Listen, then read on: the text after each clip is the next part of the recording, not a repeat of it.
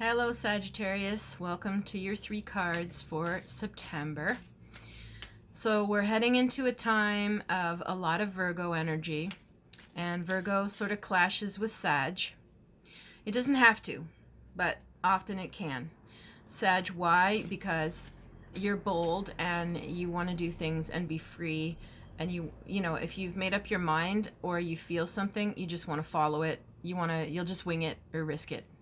Virgo will be like, oh, but we can't do that because it's at 10:15 instead of 10:20. And Sag is like, I don't care. I'm just going to go anyway, and I'll figure it out if it doesn't work to the last detail.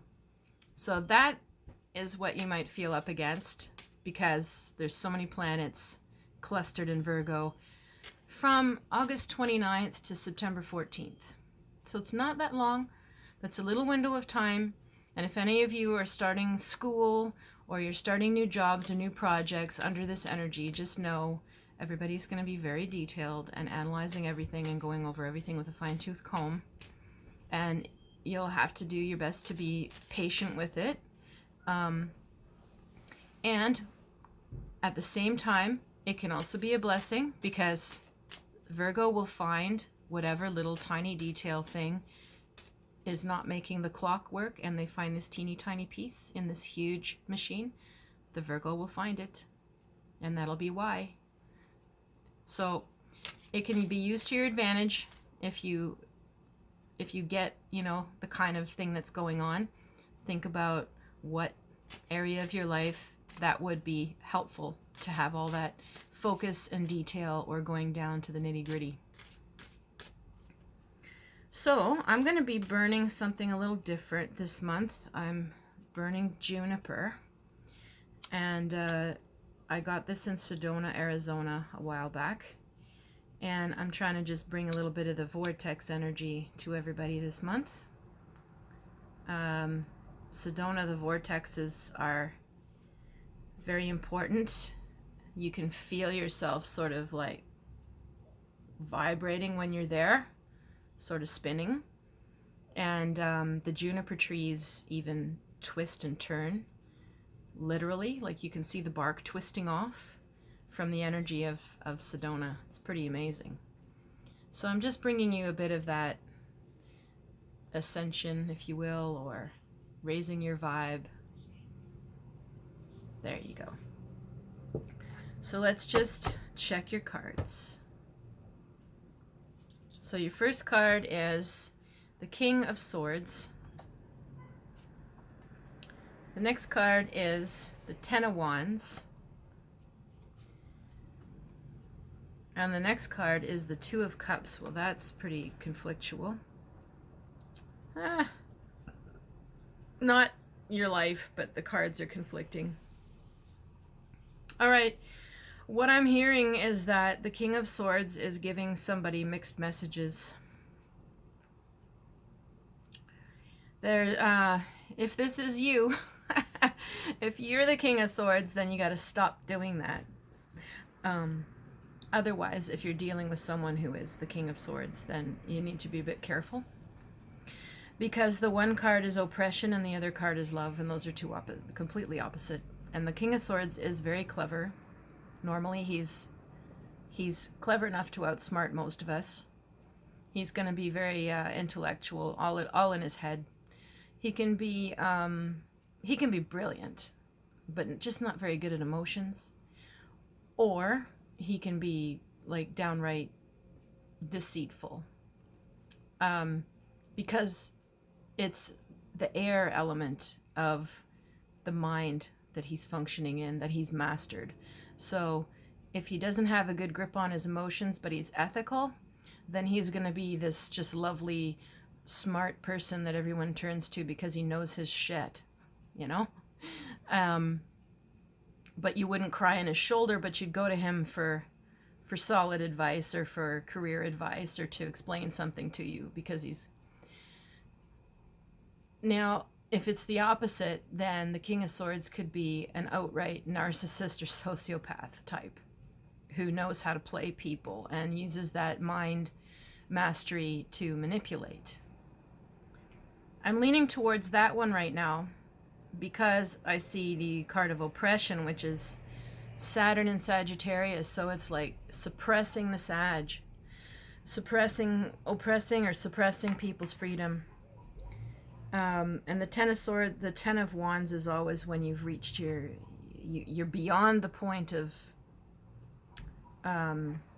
you know, when you had a signal or a sign that it was time to go or move on or leave and you didn't and you stayed and now it's become worse. That's the oppression card. So people can be quite burnt out. The thing is, the love card follows it, the Two of Cups, like a little couple. So I just get this strong feeling that there's someone around to be careful of who's giving mixed messages or is one way with some people and a complete other way behind the scenes, like a Jekyll and Hyde. So if this is you with somebody in a relationship and you don't know where the hell you stand, you feel this sense of being stuck or trapped, and yet they're saying they love you, or there's a strong attraction but nothing's happening, nothing's moving, they're not doing anything about it, it's really time to disengage yourself and ask yourself, is this person healthy-minded or hiding something? If it's someone around you at work, you know, they might be playing people off of each other. Again, depends on so many factors what you can do about that situation, but I'm a big believer. I never used to be. I used to think you had to tackle everybody head on and work things out or confront a lot of things to make things better. And sometimes, yes, you have to, but there's a lot of times, especially when if you're dealing with like a narcissistic type, where that does not pay off for anybody, because they just won't listen. They'll just make your life hell. So I don't want to give advice on this one because I don't know whether this is love related, family related, work related. But so the main message is to ask yourself, am I getting conflicting feelings? Am I getting conflicting messages from somebody?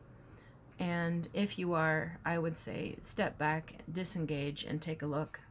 Observe this situation in person, whether they're healthy, and you'll figure out your decisions from there. What you need to do next about that. Oh boy, I didn't expect that heavy a message. Sag, you know, I don't know what's going on for you, Sages, because the astrology, there's nothing really pressuring Sagittarius that bad, but I know that I've given many readings where there's heavy situations for Sagittarians for a while now. So I really hope everything lightens up for you, and usually the quicker we spot this type of person, the better. And then it happens less and less. So as a closing thing, I just want to let you know you can reach me for readings at river-rain.com or clairvoyant medium Catherine Allen on Facebook. And I wanted to just show you I have a book coming out, and this is probably backwards in the video, but it's called A Little Bit of Intuition, and it's coming out, it's already out on pre-order on Amazon.com or Chapters. And I'm going to be doing some book launches and signings in New York City and Montreal, possibly some other cities too. Just all in the process of setting that up under all this Virgo energy.